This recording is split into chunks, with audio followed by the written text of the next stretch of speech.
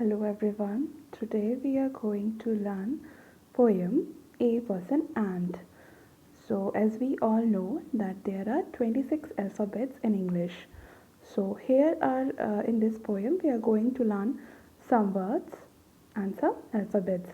Let us start with the poem. As we can see, first letter is A. So what does A stands here? A was an ant who seldom stood still and who made a nice house in the side of a hill. Nice little ant. A was an ant. In this poem, A represents ant who seldom stood still. Means that ant never sits. Ant was always busy in doing his work. So what it was doing? Ant was making a nice little house. Where it was making the house? It was making the house in the side of a hill. Now next alphabet is B. So what is B? B was a book with a binding of blue and pictures and stories for me and for you. Nice little book. In this poem, we represent a book with a binding of blue. What do you mean by binding? A strong covering holding the pages of book together. So the color of the binding is blue.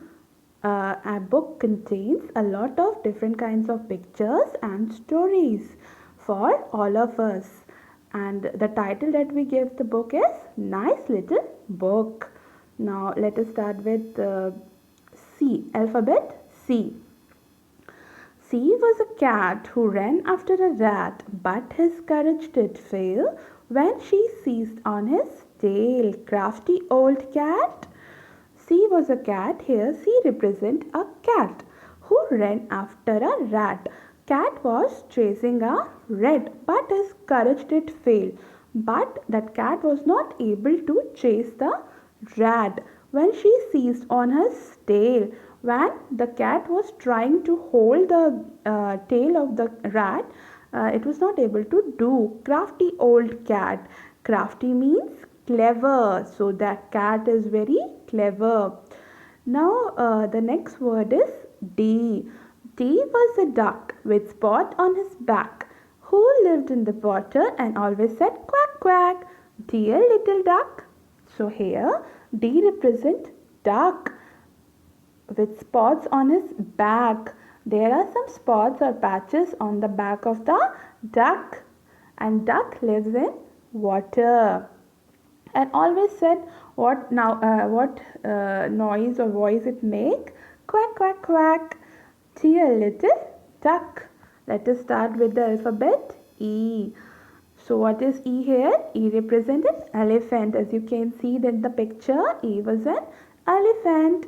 E was an elephant, stately and wise.